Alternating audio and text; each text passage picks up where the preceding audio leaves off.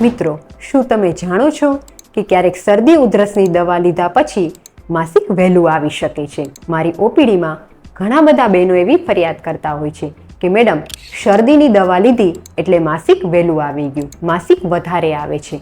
તો આ સમયે આપણને એક પ્રશ્ન થાય છે કે શરદીની દવા અને પીરિયડ્સ વચ્ચે શું લેવા દેવા છે? તો મિત્રો, રિસર્ચ મુજબ આપણા શરીરનો એક ભાગ બીજા ભાગ સાથે જોડાયેલો છે અને એટલે જ જ્યારે પણ આપણે શરદી ઉધરસ માટે એન્ટીબાયોટિક લઈએ છીએ કે પેઇન કિલર લઈએ છીએ ત્યારે તેની અસર આપણા હોર્મોન્સ પર પડે છે, આપણા ઓવ્યુલેશન પર પડે છે.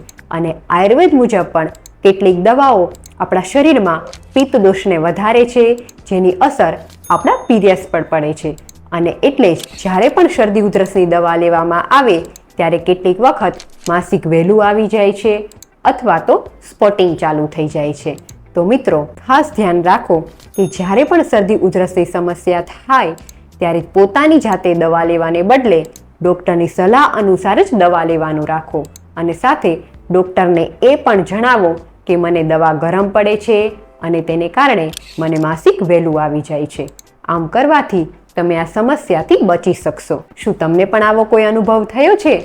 અમને કોમેન્ટ બોક્સમાં જરૂરથી જણાવો.